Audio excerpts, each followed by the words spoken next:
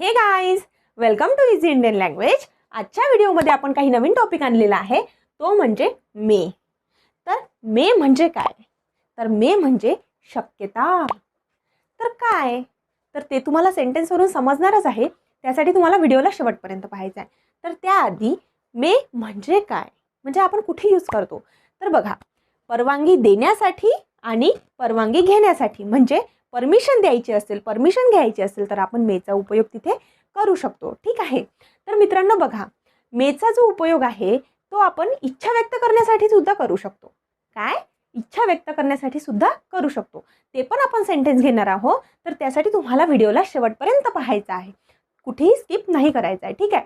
तर बघा, मे सोबत केव्हाही क्रियापदाचे पहिले रूप येते, म्हणजे मे नंतर कधीही V1 येते, म्हणजे क्रियापदाचे पहिले रूप। त्यानुसार इथे आपण सेंटेन्स घेतले आहे। तर बघा, मे त्यानंतर कर्ता त्यानंतर क्रियापदाचे पहिले रूप, म्हणजे मे त्यानंतर सब्जेक्ट मग V1। लक्षात ठेवा, मे सब्जेक्ट। मग काहीच टाइमपास न करता आजच्या व्हिडिओला सुरुवात करूया। So let's begin.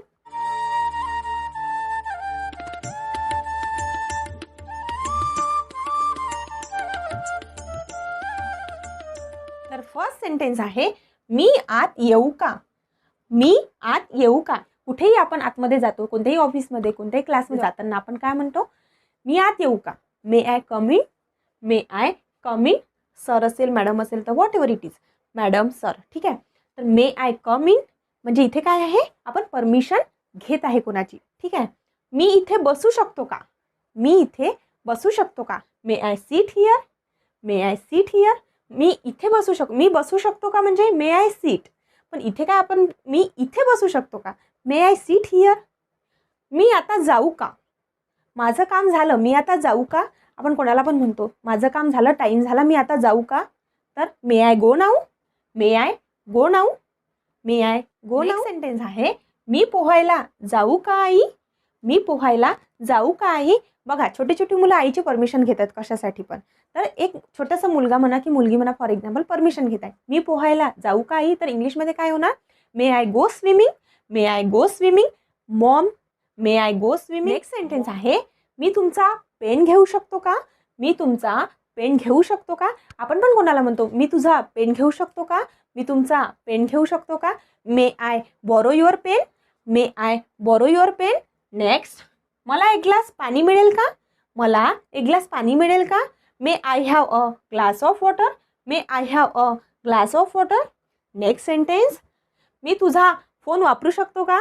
मी तुझा फोन वापरू शकतो का? छोटे मुलं आईला म्हणतात, मी तुझा फोन घेऊ का? मी तुझा फोन वापरू शकतो का?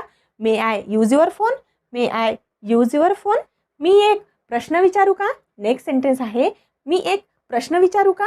May I ask a question? May I ask a question? मी ते पाहू शकतो का? मी ते पाहू शकतो का? May I see it? May I see it? Next sentence घ्यायच्या आधी मी तुम्हाला सांगते, या व्हिडिओमध्ये आपण मेचे सेंटेन्स घेत आहोत, पण याआधी जो आपण व्हिडिओ घेतला आहे त्या व्हिडिओमध्ये आपण कॅनचे सेंटेन्स कव्हर केलेले आहे।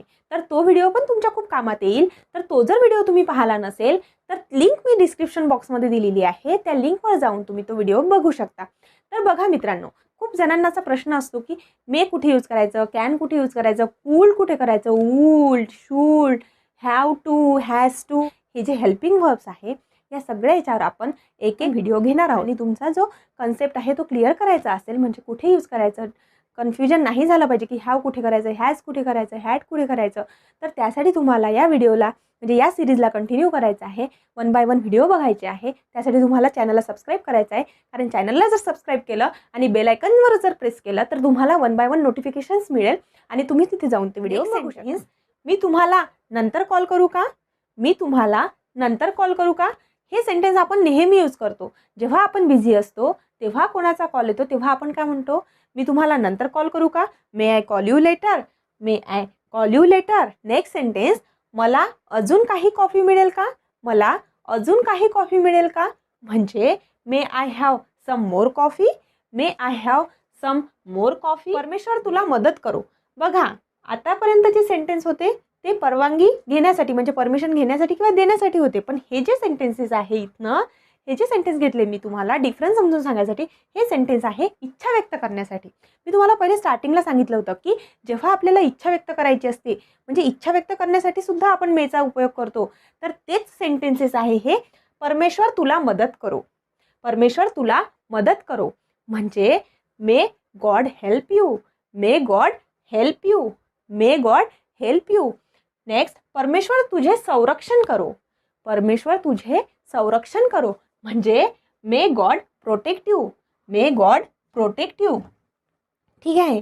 नेक्स्ट, परमेश्वर आपल्याला माफ करो, परमेश्वर आपल्याला माफ करो, may God forgive us, may God forgive us, may God forgive अस.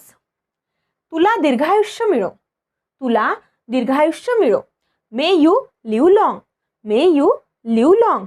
नेक्स्ट, तू यशस्वी हो, तू यशस्वी हो, may you succeed, may you succeed. तुझी भरभराट हो, तुझी भरभराट हो, may you prosper, may you prosper. तर समजलं का तुम्हाला? तर समजलं असेल तर ते पण मला कमेंट करून सांगा. आणि आजचा व्हिडिओ तुम्हाला कसा वाटला ते पण कमेंट करून सांगा. हे जे सेंटेन्सेस आहे, हे जे आपले व्हिडिओ आहे, तुम्ही जर पॅरेंट्स असाल, छोट्या मुलांना तुमच्या शिकवत असाल, तर तुम्हाला खूप कामात येणार आहे. कारण कन्सेप्ट क्लिअर झाल्यानंतर आपण इझिली समजवू शकतो. ठीक आहे. तर चला मित्रांनो, आपण भेटूया अशाच काही नवीन व्हिडिओसोबत दुसऱ्या व्हिडिओमध्ये.